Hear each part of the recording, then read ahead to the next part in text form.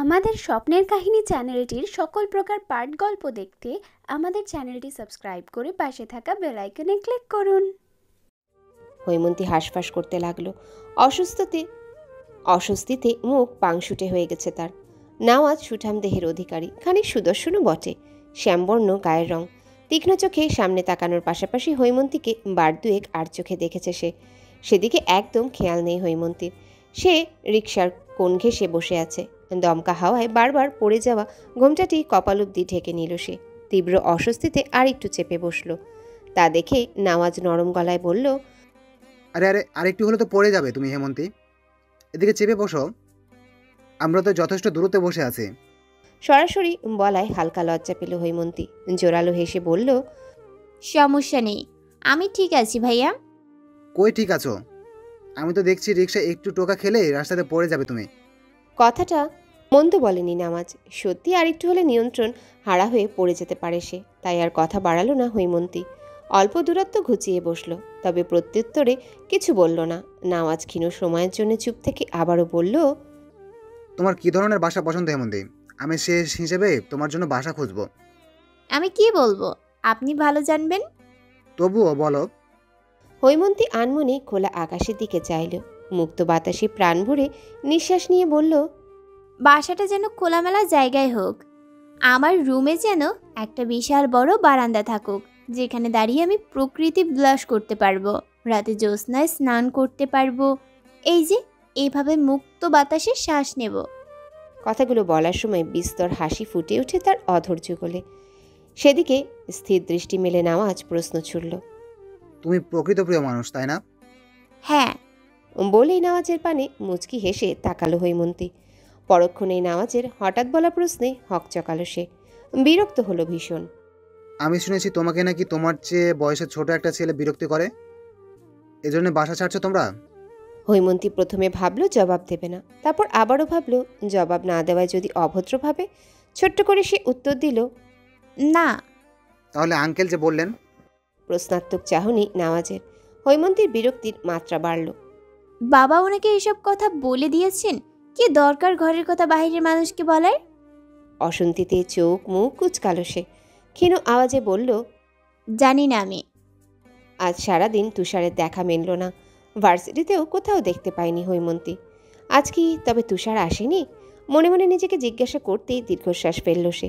ছেলেটা তার অভ্যাসে পরিণত হয়ে যাচ্ছে। প্রতিদিনের জ্বালাতন করাটা এক অদৃশ্য মায়ে ফেলেছে তাকে। হৈমন্তীর দীর্ঘশ্বাসগুলো জড়ো হতে লাগলো। অতি সন্তর্পণে সেগুলো বেরিয়ে আসতে দিল সে। কঠিন ভাষায় নিজেকে শাসালো। পাগল হরি তুই হৈমন্তী, যার জন্য তোর বাবাকে অপমান হতে হয়েছে তাকে নিয়ে ভাবছিস? লোকে কি বলবে? তোর বাবার মনটা ভেঙে যাবে না? মুহূর্তে নিজের অনুভূতিকে সুদূরে ছুঁড়ে মারল সে। প্রশ্রয় দিল না। রিকশা খুঁজতে গিয়ে দেখল রাস্তায় আজও রিকশা চালকের হরতাল। তাদের ঘোর আন্দোলন চলছে ব্যস্ত থাকার, অন্যদেরকে তাদের গন্তব্যে পৌঁছে দেওয়ার। শুধু হৈমন্তীর বেলায় তারা ব্যতিক্রম। নিরুপায় হয়ে বাসে উঠল সে। জানালার পাশের সিটে আগে থেকে একটা ছেলে বসেছিল। এই ক্লান্ত শরীর নিয়ে দাঁড়িয়ে থাকাও সম্ভব না। অগত্যা ছেলেটার পাশেই বসল সে। কোলাহলপূর্ণ যান্ত্রিক যানবাহনটি পরপর দুটো স্টপে এসে থামল। কিছুক্ষণ যাওয়ার পর যখন তৃতীয়তম স্টপে বাসটি থামল, বাসের দরজা দিয়ে তুষারকে ঢুকতে দেখল হৈমন্তী। ভড়কে গেল। চোখ বড় বড় করে তাকালো। তুষারের মুখে রাজ্যের বিরক্তি। আজও পাঞ্জাবি পরেছে সে। ছাইরঙা পাঞ্জাবিটা ফর্সা শরীরে কি দারুণ মানিয়েছে। তুষার হৈমন্তীর দিকে এগিয়ে এলো। এসেই পাশের সিটের ছেলেটিকে সরাসরি বলল, ভাইয়া, সামনে একটা সিট খালি আছে, আপনি ওখানে গিয়ে বসুন। ছেলেটা হেডফোনে কানে গান শুনছিল। তবুও কিভাবে যেন গানের এক একটা সুর কথা স্পষ্ট শোনাচ্ছিল কর্ণকুহরে। তোমায় হৃদমাঝারে রাখবো, ছেড়ে দেব না, ওরে ছেড়ে দিলে সোনার গোর আর তো পাবো না। তোমায় হৃদমাঝারে রাখবো, ছেড়ে দেব না। ছেলেটা হেডফোন কান থেকে খুলল। আঞ্চলিক ভাষার টানের সহিত প্রশ্ন করল, জি, কিছু বলছেন? আপনি সামনের সিটে গিয়ে বসুন। আশ্চর্য, কেন? খানিক উঁচু গলা ছেলেটির। তুষার চোখে মুখে বিরক্তির রেশ ছিটিয়ে গম্ভীর স্বরে আওড়ালো, আপনার পাশের মেয়েটি আমার বউ, তাই আপনি অন্য সিটে বসুন, আমি ওর সাথে বসবো। ছেলেটি ভ্রু কুচকে তাকালো, হৈমন্তীর দিকে একবার তাকালো। হৈমন্তীরও একই অবস্থা, কপাল অতিরিক্ত কুচকানো, চেহারায় বিস্ময় ভাব। লোকটি আবার তুষারের দিকে তাকালো, ক্ষিপ্ত স্বরে বলল, আপনার বউ হইলে নিয়ে যান, আমি আমার সিট ছাড়বো কেন? তুষারের আঁখি জোড়া তীক্ষ্ণ হলো, সূক্ষ্ম পর্যবেক্ষণ করে নিল ছেলেটিকে। হৈমন্তীর দিকে না তাকিয়ে কঠিন আদেশের সঙ্গে বলল, উঠুন হৈমন্তিকা। কণ্ঠে ধমকের রেশ। হৈমন্তী দাঁড়িয়ে গেল। তুষার এবার সত্যি সত্যি ছেলেটাকে ধমক দিয়ে উঠল। জায়গা দিন। হ্যাংলা পাতলা ছেলেটি মুখ বাঁকালো, কি যেন বিড়বিড় করে জায়গা দিল হৈমন্তীকে। হৈমন্তী পা বাড়ানোর আগেই তার হাত ধরে বাস থেকে নেমে গেল তুষার। ফুটপাত ধরে দ্রুত হাঁটতে হাঁটতে তীব্র ঝঙ্কার তুলে বলল, বেয়াদব ছেলের সঙ্গে বসেছেন কেন? আর চেয়েছিল না? বাসে উঠতে হবে কেন আপনাকে? হৈমন্তী হাত ছাড়াতে চাইল, কাট কাট গলায় জবাব দিল। রিক্সা পাইনি। তুষার হাতে বাঁধন শক্ত করে বলল, তবে সিএনজি নিতেন, কিংবা আমাকে বলতেন ওই ছেলের সাথে কেন বসবেন। হারামিটা কী হয় আপনার দিকে তাকাচ্ছিল, খেয়াল করেছেন আপনি? রোদের কঠিন তেজ মেঘের আড়ালে মিইয়ে যাচ্ছে। কালো মেঘগুলো জোট বেঁধে প্রখর হরতালে নামছে। উত্তর দিক থেকে ধেয়ে আসছে সেগুলো। মৃদুমন্দ বাতাসে এলোমেলোভাবে উড়ছে তুষারের চুলগুলো। কপাল কুচকানো, নাক ফুলিয়ে চোখে মুখে মারাত্মক রাগ ফুটিয়ে রেখেছে সে। শাহাদাত আঙ্গুল দিয়ে বারবার কপাল ঘষছে। হৈমন্তী হতাশ নয়নে তুষারের কার্যকলাপ দেখল কিছুক্ষণ। ছোটখাটো বিষয় নিয়ে ছেলেটা মাঝে মাঝে এত রেগে যায়। হৈমন্তী নীরবে দীর্ঘশ্বাস ফেলে। পার্কের আশেপাশে একবার নজর বুলায়। ব্যস্ত মানুষগুলো ব্যস্ত হয়ে জগিং করছে, হাঁটছে, ফোনে কথা বলছে, কেউ বা বেঞ্চে বসে গল্পগুজব করছে, আর কেউ কেউ তাদেরই মতো নিশ্চিন্তে ঘাসের উপর বসে আছে। হৈমন্তী নজর ফেরালো, স্বাভাবিক স্বরে জিজ্ঞাসা করল, আর কতক্ষণ তুষার? আমি রাগ কমাতে পারছি না হৈমন্তিকা, অপেক্ষা করুন। আকাশ কালো হয়ে আসছে তুষার, যে কোনো সময় বৃষ্টি নামবে। গম্ভীর স্বরে তার একরোখা উত্তর। নামুক। হৈমন্তীর উদাসীনতা বাড়ল, সেই সঙ্গে পায়ের চিনচিনে ব্যথাটাও ক্ষীণ বেড়ে গেল যেন। সেই সময় বাস থেকে টেনে আনার সময় কি যেন পায়ে বাড়ি খেয়েছিল তার। ফলস্বরূপ বাম পায়ে গোড়ালি গভীরভাবে কেটে গেছে। দাঁতে দাঁত চেপে ব্যথাটা সহ্য করে নিল হৈমন্তী। ব্যাগ থেকে পানির বোতল বের করে বলল, পানি খেয়ে রাগ কমান তুষার, দেরি হচ্ছে আমার, এতক্ষণ বসে থাকতে পারবো না আমি। তুষার বাধ্য ছেলের মতো পানিটা নিল। ন্যায় নীতি বোতলে মুখে লাগিয়ে পানি পান করলো। বলল, বোতলটা আপনাকে ফেরত দিচ্ছি না হৈমন্তিকা, এটা আমার কাছেই রেখে দেব। বলে হাসল তুষার। হৈমন্তী চেয়ে রইল শান্ত শীতল দৃষ্টিতে। আনমনে হাত বাড়িয়ে তুষারের এলোমেলো চুলগুলো আরও এলোমেলো করে দিল। বিস্ময় যেন আষ্টে পৃষ্ঠে জড়িয়ে ধরল তুষারকে। মৃদু কেঁপে উঠল তার নেত্রজোড়া। হৈমন্তী হাত সরাতে নিলেই বিদ্যুৎ পৃষ্ঠের ন্যায় তা ধরে ফেলল সে। সরল গলায় অনুরোধ করল, হাত কেন সরাচ্ছেন হৈমন্তিকা? আবার করুন, ভালো লাগছে। হৈমন্তী শুনল না, জোর করে নিজের হাত ছাড়িয়ে নিল। ছোট্ট নিঃশ্বাস ফেলে বলল, আপনাকে বারবার বোঝানোর পরেও আপনি বুঝতে চাইছেন না তুষার, আমার উপর একটু বেশি আশা করে আছেন। কেন এমন করছেন? কেন বুঝতে চাইছেন না আমি আপনাকে ভালোবাসি না? আপনার আর আমার মাঝে কোনো ধরনের বৈবাহিক কিংবা ভালোবাসার সম্পর্ক গড়ে ওঠা প্রায় অসম্ভব। আপনার বাবা পরিবারও আমাদের কখনো মেনে নেবেন না, না মেনে নেবেন আমার বাবা। তবুও কেন আমাকে নিজের এতটা কাছে টেনে আনছেন, হুটহাট হাত ধরছেন, যেখানে ইচ্ছে নিয়ে যাচ্ছেন? এসব বন্ধ করুন তুষার, নিজের অধিকার খাটানো বন্ধ করুন। তুষার চুপচাপ শুনল হৈমন্তীর পুরো কথা। গাম্ভীর্য নিয়ে চেয়ে রইল তার মুখ পানে।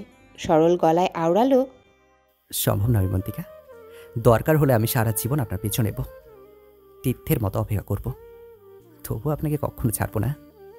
আপনাকে কাছে টেনে নেব, হুটহাট হাত ধরবো, অধিকার খাটাবো। কেননা আপনি আমার, আপনাকে ভালোবাসার অধিকারও আমার। অদৃশ্য কষ্টের কাঁটাযুক্ত আঘাতে ভেতরটা নিদারুণ কেঁপে কেঁপে উঠল। নেত্রকোণে বিন্দু জলের আভাস টের পেল হৈমন্তী। সঙ্গে সঙ্গে তা নিবারণের আপ্রাণ চেষ্টা করল। আর চোখে একবার দেখল তুষারকে। যতবার সে তুষারের মায়াময় চেহারাটি দেখে, কান্না যেন উপড়ে আসতে চায় তার। নিয়তির উপর বড্ড অভিমান হয়, পরপরই আফসোস হয় ভীষণ। এত বোঝানোর পরেও তুষার কেন বুঝতে চায় না? এত পাগলামি কেন করে? ভাবনার অকুল পাথারে তুষার হঠাৎ ব্যগ্র গলায় জিজ্ঞাসা করে উঠল, আপনার পায়ে কি হয়েছে হৈমন্তিকা? হৈমন্তী নিজের পায়ের দিকে তাকালো। গোড়ালি থেকে পায়ের তালু অবধি আধ তাজা রক্তের সূক্ষ্ম রেখা দৃশ্যমান। তার উত্তরের অপেক্ষা না করে বোতলের পানিটুকু পায়ে ঢেলে দিল তুষার। প্যান্টের পকেট থেকে একটা রুমাল বের করে আঘাতপ্রাপ্ত স্থানে বেঁধে দিল। আবারও প্রশ্ন করে উঠল, ব্যথা কীভাবে পেয়েছেন? বাস থেকে নামার সময় কিভাবে যেন কেটে গেছে। হৈমন্তীর নির্বিকার উত্তর। তুষার রুমালের উপরই আলতো হাত বোলালো। লঘু স্বরে বলল, দুঃখিত হৈমন্তিকা, আমি খেয়াল করিনি। সমস্যা নেই, এতক্ষণে আপনার রাগ কমেছে নিশ্চয়ই। এবার আমাকে যেতে দিন। তুষার বিরক্তি করে বলল, হুম, আপনি আমার রাগ আরও বাড়িয়ে দিয়েছেন। অথচ তুষারের কণ্ঠস্বর একদম স্বাভাবিক, শান্ত। তুষারদের এলাকার পাশেই একটা বিল্ডিংয়ে ফ্যামিলি বাসায় টুলেট লাগানো। নওয়াজ আর আশরাফ সাহেব বাসাটা দেখে এসেছেন। বলা যায় মোটামুটি কথাও পাকা করে এসেছেন তারা। যদিও এই বাসা থেকে নতুন বাসাটি একটু বেশি ছোট, তবুও বিরক্তি করেনি আশরাফ সাহেব। পরে না হয় নতুন বাসা খুঁজবেন, কিন্তু এখন আর এক মুহূর্ত এ বাসায় থাকবেন না। গধূলি বেলায় তৈমুর ভবনে এসে পৌঁছায় হৈমন্তী। বাহিরে তখন ঝিরিঝিরি বৃষ্টির সমাগম। নিকোষ কৃষ্ণ আধারে ঢেকে যাচ্ছে ধরণী। হৈমন্তী সিঁড়ি বেয়ে উপরে উঠতে লাগলো। পেছন থেকে তুষার খানিক উঁচু গলায় বলল, আস্তে হাঁটুন হৈমন্তিকা, আপনার পায়ে ব্যথা। স্বভাবসুলভ আস্তে হাঁটল না হৈমন্তী। পায়ের গতি বাড়ানোর আগেই হঠাৎ নওয়াজের কণ্ঠস্বর ভেসে আসলো। হেমন্তী। হৈমন্তী চমকালো। ওপরে তাকাতেই দেখলো নওয়াজ দাঁড়িয়ে আছে প্রথম তলা সিঁড়ির কাছে। সে নেমে হৈমন্তীর মুখোমুখি দাঁড়ালো। তুষারকে একবার তীক্ষ্ণ দৃষ্টিতে দেখে জিজ্ঞাসা করলো, আজকে এত দেরি করে আসলে যে হেমন্তী? তোমার সাথে ছেলেটা কে? হৈমন্তী ভীষণ অপ্রস্তুত হলো।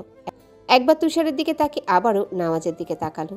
মৃদু স্বরে বলল, আমাদের বাড়িওয়ালার ছেলে। এটা কি ওই ছেলেটা? একটু চুপ থেকে হঠাৎ প্রশ্ন করে উঠল নওয়াজ। হৈমন্তীর অপ্রস্তুত ভাব বাড়ল। কি বলবে ভেবে পেল না। তুষার তখনও ভ্রু উঁচিয়ে চেয়ে আছে। বিরক্ত লাগছে তার। সরব বলে উঠল, চলুন। দাঁড়িয়ে আছেন কেন? বলেই উত্তরের অপেক্ষা না করে হৈমন্তীকে নিয়ে উপরে চলে গেল সে। নওয়াজ আশ্চর্য হয়ে দাঁড়িয়ে রইল শুধু। কিছু বলতে গিয়ে আবারও থেমে গেল। দ্বিতীয় তলায় আসতেই হৈমন্তীর হাত ছেড়ে দিল তুষার। স্বাভাবিক স্বরে বলল, ছেলেদের থেকে দূরে থাকবেন। আমি আমার রাগ সামলাতে পারি না, হিংসে তো আরও না। সবে 8:20 উবুথ হয়ে বিছানায় শুয়ে আছে তুষার। দরজায় কড়ার আঘাতে ঘুমাতে বেশ অসুবিধা হচ্ছে তার। চোখ মুখ কুচকিয়ে সে চেঁচিয়ে উঠল। কে? ওপাশ থেকে হেনার কণ্ঠস্বর ভেসে আসলো। আমি? দরজা খোলা আছে, আসো। অনুমতি পেয়ে দরজা ঠেলে ভেতরে প্রবেশ করলেন হেনা। বিছানায় ছেলের মাথার কাছে এসে বসলেন। আলতোভাবে চুলে হাত বুলাতেই ঘুমু ঘুমু চোখে একবার মায়ের দিকে তাকালো তুষার। পরপরই আবার চোখ মুদে জোরালো গলায় বলল, এত সকাল সকাল বিরক্ত করতে চলে এলে, আমার ঘুম এখনো পুরায়নি। তুষারের কান মলে দিলেন হেনা। কৃত্রিম রাগ দেখিয়ে বললেন, ফুরাতে হবে না। কটা বাজে দেখছিস? 8:30। এখনো তোর এত সকাল সকাল মনে হচ্ছে? বাইরে তাকা তো একবার। তুষার পাত্তা দিল না মায়ের বকাবকিতে। হেনার কোলে মাথা রাখল। আর একটু ঘুমাবো, দেখো না তো। হেনা মৃদু হাসলেন। আধ ঘুমন্ত তুষারের গাল টেনে বললেন, এত পাজি হয়েছিস সারাদিন, শুধু ফাজলামি আর ফাজলামি। তোর বউ যে তোকে কিভাবে সামলাবে? আমার বউ তো হেমন্তিকাই হবে মা, উনি আমাকে ঠিক সামনে নেবেন। বিস্তর হেসে আওড়ালো সে। হেনা চুপ হয়ে গেলেন। ক্ষীণ গম্ভীর হলো তার পুরো মুখশ্রী। সুগভীর দীর্ঘশ্বাস ফেলে বললেন, উঠে পড় তুষার, তোর বাবা তোকে ডাকছিলেন। অফিসে কি যেন কাজ আছে। অফিসের কাজে আমার কি কাজ? আমি কি জানি, তুই গিয়ে দেখে আয়, যা। তুষার অল্প বিরক্ত হলো। রোষপূর্ণ ভাবভঙ্গি নিয়ে বিছানা ছেড়ে উঠে দাঁড়ালো। কাবার থেকে টি শার্টটা নিতে গিয়ে বারান্দায় চোখ যেতেই ভ্রু কুঁচকে গেল তার। কপালের বলিরেখাগুলো স্পষ্ট হয়ে এলো। বিল্ডিংয়ের সামনে বড়সড় একটা ট্রাক দাঁড় করানো। এত সকাল সকাল এই ট্রাক এখানে কেন? প্রশ্নবিদ্ধ নয়নে হেনার দিকে চেয়ে জিজ্ঞেস করল তুষার। গেটের সামনে এই ট্রাকটা কিসের মা? হেনা যেন চমকে উঠলেন। থতমত গলায় বললেন, পাপা পাশের বিল্ডিংয়ে হবে হয়তো। পাশের বিল্ডিংয়ের ট্রাক আমাদের বিল্ডিং সামনে কি করছে? সন্দিহান গলায় প্রশ্ন ছুড়ল সে। হেনা আগের চেয়েও বেশি চমকালেন এবার। হক চকিয়ে গেলেন। নড়বড়ে গলায় উত্তর দিলেন, আমি কিভাবে জানবো? আর তুই বা এত প্রশ্ন করছিস কেন? দেরি হলে আবার তোর বাবা বকবে। তাড়াতাড়ি তৈরি হ, যা। অবাধ্যের ন্যায় তুষার তবুও কিছুক্ষণ ঠায় দাঁড়িয়ে রইল। মায়ের ভড়কে যাওয়া অভিব্যক্তির মানে কোনোভাবেই ঠাওর করতে পারল না। অতঃপর তোয়ালে নিয়ে ফ্রেশ হতে চলে গেল ওয়াশরুমে। সকাল থেকেই তোড়জোড় চলছে হৈমন্তীর ফ্ল্যাটে। আজকে তারা অন্য জায়গায় স্থানান্তর হবে। একে একে রুমের আসবাবপত্র সব ট্রাকের ভেতর নেওয়া হচ্ছে। হৈমন্তী আর হেমন্ত একটু অলসভাবে কাজ করলেও আশরাফ সাহেবকে বেশ প্রফুল্ল দেখাচ্ছে। তিনি বারবার তাগাদা দিচ্ছেন দ্রুত জিনিস নিয়ে গাড়িতে উঠতে। এ তৈমুর ভবন থেকে যত তাড়াতাড়ি বিদায় হতে পারেন ততই তার জন্যে ভালো, নয়তো কেমন গলায় কাটা আটকে যাওয়া অনুভূত হচ্ছে ওনার। বিদায়বেলায় হৈমন্তী উদাস মনে একবার বারান্দায় এলো। আলতো হাতে রেলিং ছিল। স্থির দৃষ্টিতে দেখে নিল বাগানের মধ্যেখানের বেঞ্চটা, যে বেঞ্চে প্রথম শুয়ে থাকতে দেখেছিল তুষারকে। মুক্ত বাতাসে প্রাণ ভরে নিঃশ্বাস নিল। হয়তো আর কখনোই চিরচেনা ফ্ল্যাটের এই চিরচেনা বারান্দায় আসা হবে না তার। রাতে বারান্দায় দাঁড়ালে কারো মৃদু কথার ধাক্কায় বিরক্ত হতে হবে না। কেউ আর আসবে না বিরক্ত করতে, কেউ না। ভাবনার মাঝেই রাবেয়ার হাঁক শোনা গেল। হেমন্তী, বারান্দায় বোধ হয় আরও 2টো ফুলের টব আছে, নিয়ে আয় তো, আর জলদি আয়, এখনই চলে যাব আমরা। হৈমন্তী শুনল। অতি সন্তর্পণে অসংখ্য দীর্ঘশ্বাস ফেলে টব দুটো হাতে নিতেই টের পেল টবগুলো ভীষণ ভারী, কষ্ট হচ্ছে নিতে। বহু কষ্টে সদর দরজার কাছে এসে থামতেই কোত্থেকে নামাজ চলে এলো সেখানে। কিছুক্ষণ হৈমন্তীর দিকে পর্যবেক্ষণের দৃষ্টিতে তাকিয়ে বড় টবটা নিয়ে নিল ওর হাত থেকে।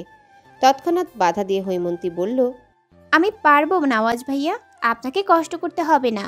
নওয়াজ মৃদু হাসল। সমস্যা নেই, এবার চলো, আঙ্কেল বকাবকি করছেন। হৈমন্তী আর কিছু বলল না। সিঁড়ি বেয়ে নামার সময় কি দারুণ পীড়াদায়ক অনুভূতি হচ্ছিল তার। বাহিরে আসতে বারবার এদিক ওদিক তাকাচ্ছিল সে, এক পলক তুষারকে দেখতে। একটুখানির জন্য নওয়াজ প্রশ্ন করে উঠল তখন, কাউকে খুঁজছো হেমন্তী? বারবার এদিক ওদিক তাকাচ্ছ যে, হোঁচট খাবে তো। সঙ্গে সঙ্গেই নতজানু হলো সে। মিনমিনিয়ে বলল, কাউকে খুঁজছি না, এমনি দেখছিলাম। কি ভেবে হাসল নওয়াজ শব্দহীনভাবে। বলে উঠল, কোথাও বেশি দিন রইলে জায়গাটার প্রতি মায়া তৈরি হয়ে যায়, ছেড়ে যেতে ইচ্ছে করে না, এটাই স্বাভাবিক। নতুন জায়গায় গিয়ে কিছুদিন থাকো, ওটাও প্রিয় হয়ে যাবে। এই জায়গার কথা আর মনেই পড়বে না, তাই মন খারাপ করো না। নওয়াজের সান্ত্বনায় শান্ত হতে পারল না হৈমন্তী। অনুভূতিগুলো আগের মতোই রয়ে গেল। শেষবারের মতো তৈমুর ভবনের দিকে তাকালো সে। তুষারের বারান্দায় হেনা দাঁড়িয়েছিলেন। তিনি ব্যথাতুর দৃষ্টিতে তাকিয়েছিলেন হৈমন্তীর মুখ পানে। ঘড়ির কাঁটা জানান দিচ্ছে এখন 12:55। রুমের হালকা গোছগাছ করে রুমের অচেনা বারান্দাটাতে এসে দাঁড়ালো হৈমন্তী। ততক্ষণে আশরাফ সাহেব আর রাবেয়া ক্লান্তিতে ঘুমিয়ে পড়েছেন। হৈমন্তী ঘাড় ঘুরিয়ে একবার রুমের ভেতর তাকালো। সঙ্গে সঙ্গে কেমন দম বন্ধকর অনুভূতি হলো তার। এখানে কিছুতেই ভালো লাগছে না হৈমন্তীর। সব কিছু ভীষণ অচেনা, অপ্রিয়। রুমের দেওয়ালগুলো যেন হৈমন্তীকে চিৎকার করে বলছে, আমরা তোমার জন্যে নয় হৈমন্তী, আমরা তোমার জন্যে বড্ড অপরিচিত। হৈমন্তী ঘন ঘন শ্বাস নিল। মুদে আসা চোখ জোড়া নভস্থলে নিক্ষেপ করল। হেমন্ত তার পাশেই দাঁড়িয়েছিল। মোবাইলে কি যেন করছিল সে। হঠাৎ উঁচু গলায় বলল, আপু দেখো দেখো, ওইটা তুষার ভাইয়া না? তুষার নামটা কর্ণকুহরে প্রবেশ করতেই তড়িৎ গতিতে চোখ মেলে তাকালো হৈমন্তী। হেমন্তর ইশারাকৃত জায়গায় তাকাতে ল্যাম্পপোস্টের আধো আলোয় তুষারের ক্ষীণ স্পষ্ট মুখ দেখতে পেল। তুষার দাঁড়িয়ে আছে মাথা নিচু করে। হেমন্ত আবারও বলল, বলো না আপু, ওইটা তুষার ভাইয়া না? হৈমন্তীর বিশ্বাস হচ্ছে না, তবুও মানতে হবে, কেননা ওটা তুষারই। জিভ দিয়ে ঠোঁট ভিজিয়ে উত্তরে শুধু এটুকুই বলল সে। তুই এইখানে দাঁড়া হেমন্ত, আমি দেখে আসছি কেন এসেছে। হৈমন্তী আর দাঁড়ালো না। গায়ে ওড়না জড়িয়ে চোরা পায়ে চলে গেল বিল্ডিংয়ের বাহিরে। এই বিল্ডিংয়ে দারোয়ান নেই, তাই বেশ অসুবিধেও হলো না। ধীর পায়ে তুষারের মুখোমুখি দাঁড়ালো সে। মুখ তুলে হঠাৎ হৈমন্তীকে নিজের সামনে দেখেও চমকালো না তুষার। কথাও বলল না, শুধু হালকা কেঁপে উঠল তার আঁখি পল্লব। শ্বাস ফেলে হৈমন্তী প্রথম প্রশ্ন ছুড়ল, আপনি এখানে কি করছেন তুষার? তুষার জবাবহীন। বাদামি মণিজোড়া নিমেষহীন দেখছে তাকে। হৈমন্তী আবারও প্রশ্ন করল, কথা বলছেন না কেন তুষার? আপনি আমার বাসার ঠিকানা কোথায় পেয়েছেন? জবাবে তুষার শুধু শীতল গলায় জিজ্ঞাসা করল, আমাকে না বলে কেন চলে এলেন হৈমন্তিকা? যেন ঝড়ের পূর্বাভাস এই শীতল গলা। হৈমন্তী কেঁপে কেঁপে উঠল। জবাব দিতে পারল না। সরব নিজের বাহুতে সূক্ষ্ম ব্যথার আভাস পেতে অল্প চেঁচিয়ে বিড়বিড়িয়ে উঠল, উফ মশা! পরপরই আবারও গুটি কয়েক কামড়ের আভাস পেল পায়ে। বিরক্ত হয়ে তুষারকে জিজ্ঞাসা করল, আপনি শুধু শুধু এত মশার মাঝে দাঁড়িয়ে আছেন কেন তুষার? চলে যান। তুষার দুর্বোধ্য হাসল। আমার পনেরো তীরতা মশারাও জানে হৈমন্তিকা, শুধু আপনি বুঝলেন না। তুষারের এরূপ কথায় প্রতিবার ভয়ঙ্কর নীরবতায় চুপ হয়ে যায় হৈমন্তী। এবারও তাই। তবে তুষারের হাতের দিকে নজর যেতেই বিমূঢ় দৃষ্টিতে তাকায় সে। উন্মুক্ত ফর্সা হাত দুটি বিন্দু বিন্দু রক্তলালে শোভিত, গলায়ও আছে। বিশেষ করে থুতনির মাঝ বরাবর মশার কামড়টি একটু বেশিই নজর কাড়ল তার। থমকে যাওয়া কণ্ঠে আনমনে বলে উঠল, তুতনিতেও কামড় দিয়েছে? দাঁত দিয়ে নিজের নিচের অধর কামড়ে ধরল তুষার। হৈমন্তীর মতো করেই বলল, হ্যালো বন্ধুরা, ভিডিওর পরের পার্ট খুব তাড়াতাড়ি আসবে, তো সবাই অপেক্ষায় থাকো। আর যারা এখনও চ্যানেলটি সাবস্ক্রাইব করনি তারা পরের পার্টটা দেখার জন্য সাবস্ক্রাইব করে দিও। ধন্যবাদ সবাইকে, আমাদের সাথেই থেকো।